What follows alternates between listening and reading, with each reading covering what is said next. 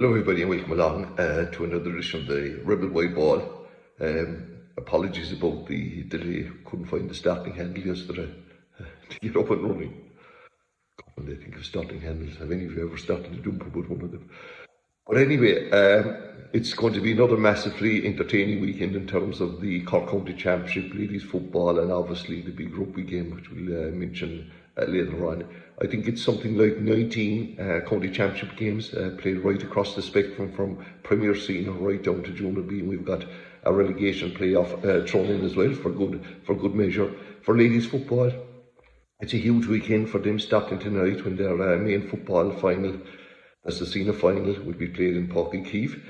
I think they have something like 7 county finals down for decision. We're going to start, I suppose, with the Premier Senior football and the 2 semi-finals taking place in Cork Lgfa on Sunday at 1 o'clock. Well, some of you might suggest that it is the curtain raiser, that's Douglas versus Clonakilty. Even though Douglas are the team that have an unbeaten record, if you wish, in this championship so far. Whether that will be their downfall or not, I'm not too sure. The fact, a bit like SARS last weekend, coming straight into a semi-final where the other teams, Clonakilty in particular, have the advantage of a recent quarter-final. But Douglas, they're still sticking with their policy of playing just the guys who've committed to football since the start of the year. And if you look through their team, they are a good side. Quite a number of them have played in Cork. Brian Boyle, who's been their long-serving goalkeeper, I just think about all the goalkeepers that have come through that club and played for Cork, but Brian Boyle is still there. But the new guys like Nathan Walsh, Kevin Flav, these fellas have played for Cork, and of course Shawnee Powter, Brian Hartnett over around midfield. Now maybe from there on in, some people would suggest that that is where their problem is, that maybe their forwards are not prolific as the forwards from other teams. But at the same time, young guys like Alan O'Hare and Colin Purcell won't be found wanting. And for this, I think this Douglas team, I think the total is greater maybe than the sum of the parts. They're very committed. They've got a manager, Ray Keating, who is one of the homegrown managers, and he's done a really good job with them. Clonakilty, I said something about them at the start of the season, that they were considered one of the basement sides, and obviously they got a little reprimanding over that, so I was told to use terms like they've yet to realise their potential. But they've been good enough, losing one game, I think that was to St. Finbarr's, but they have come through, and their recent victory over Duhallow, where they came from, they scored the last 6 points. But if you look at their team, particularly their defensive setup, a huge amount of these have played for Cork, and of course they've got this charismatic goalkeeper, Mark White, who, is a bit like a lot of the modern day goalkeepers now, coming out the field and contributing. But this guy can be found in the opposition. He doesn't travel just around his own defensive area. You find him inside in the opposition 20-metre line. And I would think that in the match against Duhallow, he contributed, or he was involved in movements that led to about 4 out of their late 6 points. So he's there. His brother Sean is also a Cork player. Then Liam O'Donovan, who's been so unfortunate with injury, but thankfully he seems to be okay now. And of course Tom Clancy, David Lowney and Dan Peat, these guys have all played with Cork. And there's a Kerry influence there, and there's a very important influence with Joe Grimes from Listowel, operating around midfield, and Darragh O'Shea from Gaeltacht. And then they've been Ben Ridgway, who plays at midfield. This guy who is a father manager now and operating in Clonakilty, played rugby one time, I think, for Connacht. And mentioning Listowel, if you were watching last weekend, and for those of you who are really into Gaelic games would realise that the Dublin Senior Football Championship was on. And St. Jude's, who are a bit of a team from the country, they had a number of Cork and Kerry players involved in it, including another Listowel player. Jack Maguire was at full-back. Then with Pat Spillane and Temple No at midfield, who ended up getting man of the match, and David Mannix from Austin Stacks. But 2 Cork guys as well, Alex Willie from Island Rovers, and the 2 Coakleys from Carrigaline. And it's interesting, that's Niall Coakley, who was very good, and Brian Coakley, who came on as a sub. And actually, Carrigaline and Island Rovers play in this week's Premier Senior Football relegation game. That's on Saturday at 3 o'clock in Ross. It's a big game for 2 of those clubs, and I think Carrigaline are the team that will go down. I don't think they've really operated that well at Premier Senior level. But anyway, that's that. back to the Clonakilty team, then, you know, you fellas like Conor Daly, who's, I think, a Leaving Cert student and a very important player for Clon, is a fella called Gerard Barry. He operates a kind of wing forward but goes back and helps out defence. I think this is a game that Clon can win, and if I mention Ray Keating as a very influential manager with Douglas, you can't overlook the influence of Hawley O'Neill, who is not only a great coach, a real sound man as well into the back, and I don't know how many Clon teams he has. Well, he played in first of all, and then has helped out when they were in. You know, he comes in every number of years, and anytime he's come in, he's been very successful with them. I think Clonakilty will qualify for the county final. The other semi-final is between the Bars and Castlehaven, and of course these two sides met in the last semi-final, which was just played before everything closed down. It was a close game, and it was won in penalties. I think Mark Collins' penalty was decisive. Castlehaven, do you know something? Great credit due to them after losing county final. They're back in another semi-final, and they're back probably, you know, in some people's eyes without shooting the lights out, which is where you want to be. They have excellent forwards, and the two hurleys, and Jack Callan is in there as well. He's going to make a big difference, and I think Conor O'Driscoll, who's had a great season for them, and their defensive setup won't be found wanting. Anthony Seymour in goal, and then you have Rory Maguire, Damien Callan, and another former rugby player, David McCarthy. For the Bears, they have a problem with injuries. Owen Commons and Killian Myers Murray are two players that they're concerned about, but still, they put on. They had a great performance against Aero. You've Sam Ryan, Jamie Burns, Alan O'Connor, and then of course the midfield, where all this will be decided, because you've got Mark Collins operating out around there and Jamie Walsh at Castlehaven, and then you've Ian Maguire, and who partners him? Well, that depends. It could be Owen Commons or Brian Hayes, and their forwards then fellas like Stephen Sherlock, who, you know, basically shot the lights out. But I think Stephen is the kind of player that Castlehaven will do a good marking job on. Myers Murray, Billy Hennessy, as I say. So yeah, they're two great semi-finals. I just think that is going to be an always Cork final. Maybe that's kind of the head overruling the heart to a degree. The city people that would like a Southside derby obviously would look at it slightly differently. But anyway, that's that one.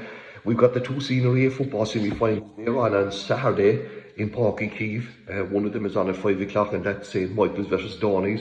And I presume more Donny's friends won't mind us if we suggest that usually at this time of year, if Donny's are going to Cork, it's not to play a football championship match. It'd probably be more for entertainment purposes. But they're here in serious merit. St. Michael's came through, qualified for the semi-final because of being unbeaten in their group stage, and fellas like Billy Kane, I'm looking forward to seeing, you know, him in action. He plays midfield for them, and then Owen Buckley, Liam Granger and Eric Hagerty are players that have been seriously impressive for them. St. Michael's have been hanging around at this championship, and if hanging around at the business end was an indicator that you deserve to go up, well, they have that. For the Donnies though, they have a good captain in Johnny Kelly. He's inspirational in that he's been captain of the local soccer club as well, or I better be careful, one of the local soccer club.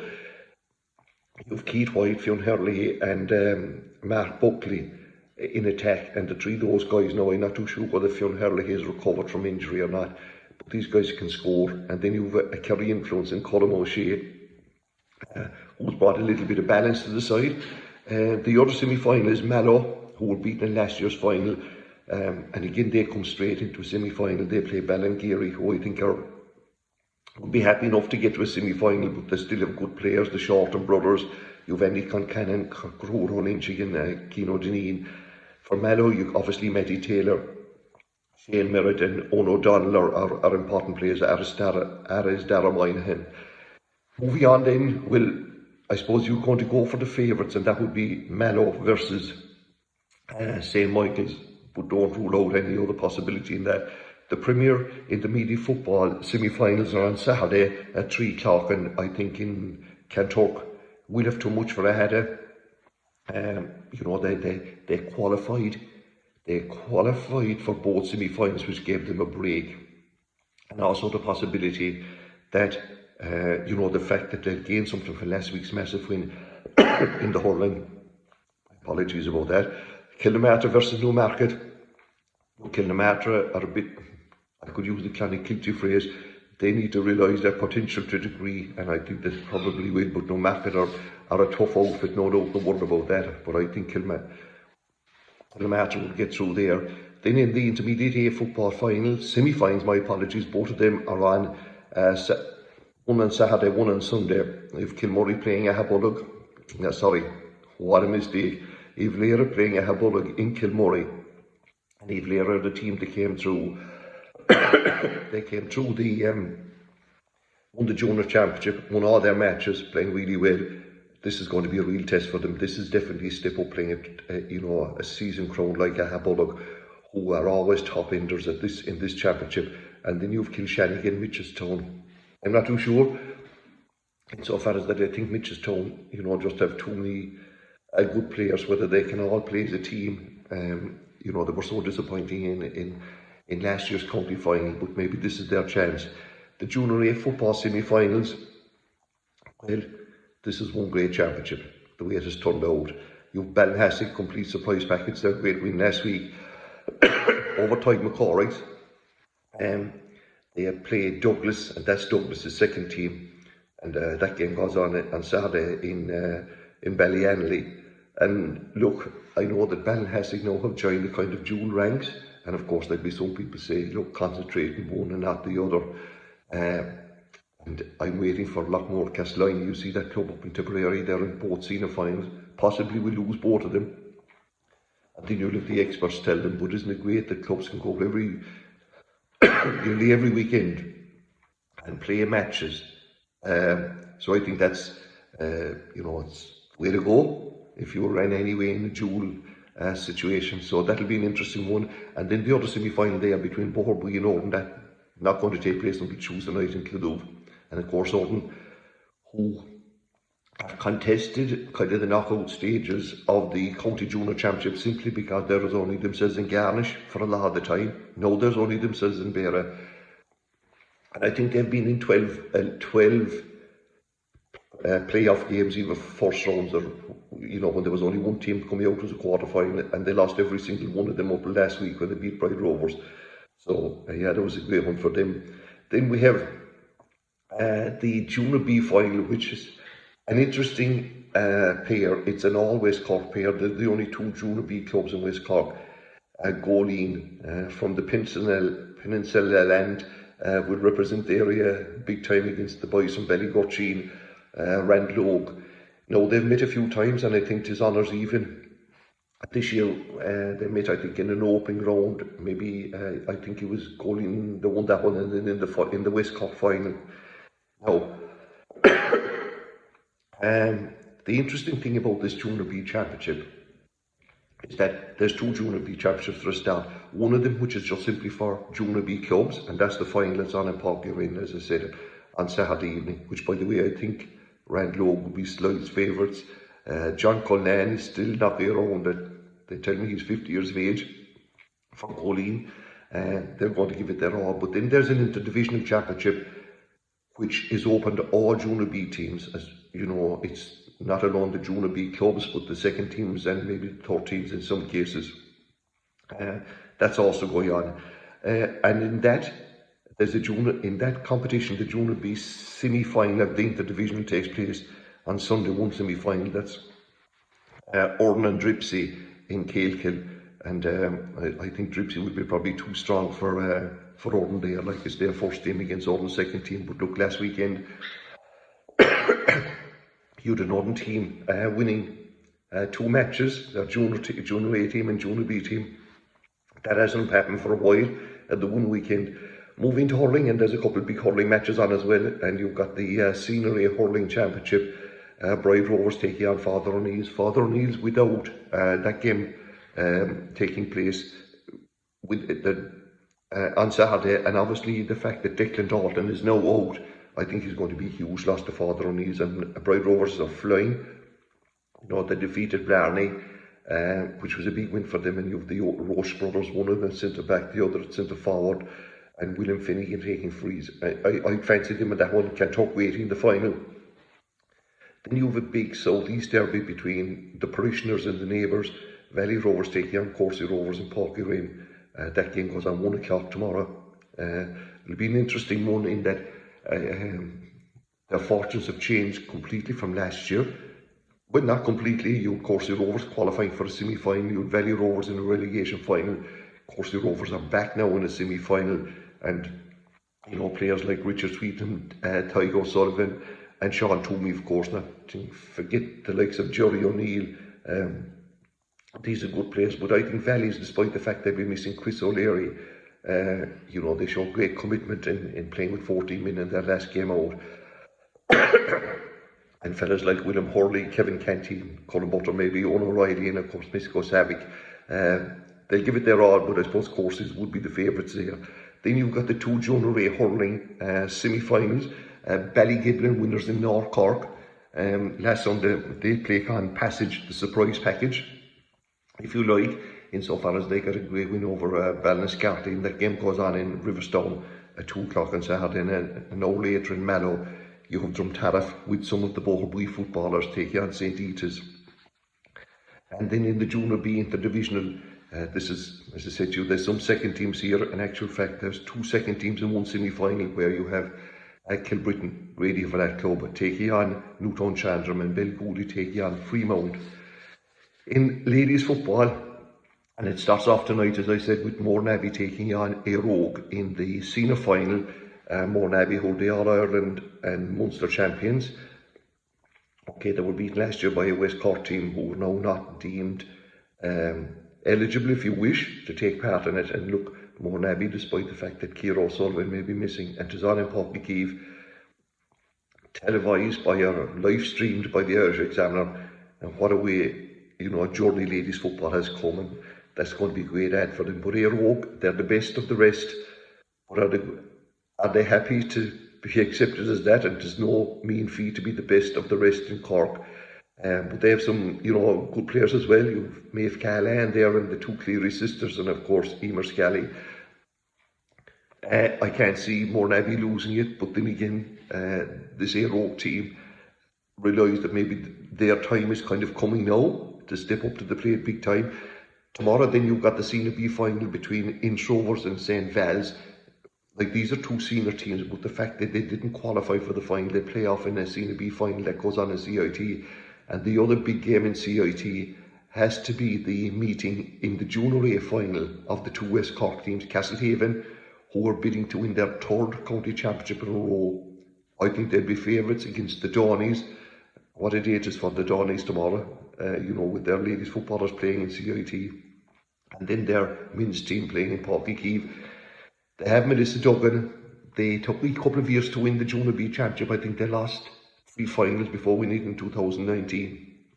And then, you know, like I just think Castlehaven are probably the better side there. And then there are other finals on as well for the weekend. You have the Junior C final between Carrigaline and Nemo Rangers. I think that game is on tonight. I fancy Carrigaline there. Junior D, Ballinora and Liscool. The vote goes to Liscool. Junior E, this is the good thing, they haven't graded all the way down. Bandon and Macroom, I fancy Macroom there. And finally Junior G, and that game goes on tonight as well between Ballygavin and Glanworth. Honestly, I think maybe that it might go the way of the Glanworth team, but like for ladies football, it's a massive weekend for them. Moving to soccer, and what a night last night it was for people that follow Irish soccer. And it wasn't great that they were able to get up into the Aviva, enjoy the occasion. And I thought it was a good match. It was enjoyable. You watched it to the end. Okay, it was a 0-0 draw. But, you know, where Ireland have come from, now I know that Portugal rested a number of their players because they must win their big game against Serbia, or else they face playoffs. They don't want to do that, so they rested a number of them. But having said that, they were still a good team. And Ireland did well, and I think the positivity has continued. Now, there's a bit of crack then about whether Stephen Kinney should get his contract or not renewed. Look, there's no doubt about it. It will be renewed. It's a little bit of hot air discussion, and it entertained some of us watching last night. The crack between Richie Sadler and Liam Brady. Liam Brady reckons that the jury is out. So, like, that's just for entertainment purposes. But yeah, and it was nice to see 4 rebels lining out for Ireland last night. Jun B was, my apologies about that pronunciation. He was on the ball. John Egan in the centre of defence had a great game, and of course then Adamida came on, and so too did Conor Howran. Now the big one, of course, no doubt about it, is the game next Sunday evening. Not that they're out of the competition, but they have to be beating Luxembourg, and it's between them just to finish up in third place. That doesn't make a huge, like obviously in the competition is gone, but in terms of ranking later on. So all in all, I think that the positive story about Irish soccer began, continued on, and like Cristiano Ronaldo, they call him the CR7.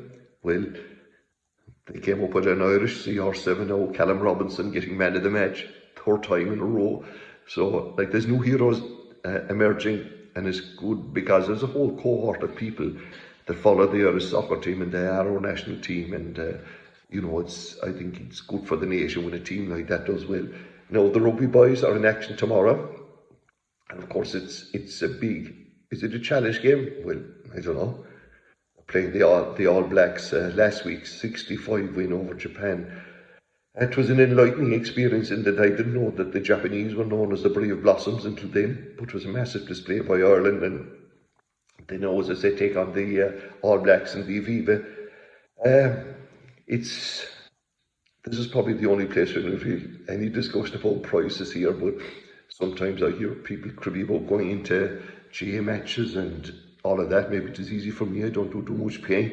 But like the tickets for the matches tomorrow, 105, 100, or I think it's 105 to 125 in the stand. And then if you want to be, you know, what you want to be seeing, like, let's be honest, in the premium, it's 165. Please God, please don't be talking about shillings when we're going to a rugby game, Ireland and the All Blacks. Interesting though that the Irish team, and you know, Munster's our brigade, if you like. There's no Munster-born player going to be lining out tomorrow for Ireland in the starting 15. Sadly, Gavin Coombs, you know, wasn't able to take part because of injury. But it's interesting, like, that the majority of the players, none of them Munster-born. The Munster player that is there is Andrew Conway. He was born in Dublin, 12 Munster players. And of course, like, there'll be 18 All Blacks when we line up in that. There's 3 of them for Ireland. Jemson Gibson Park, James Lowe, and of course Bundy Aki.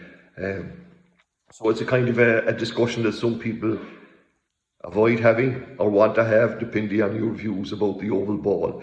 Anyway, that's it. Apologies about a little bit of coughing here and there. Don't know much about it. So till the next time, I hope you enjoy whatever we bring to this particular broadcast, and that whatever team you follow has a good weekend, and that you have a good sporting weekend. Until the next time, take care.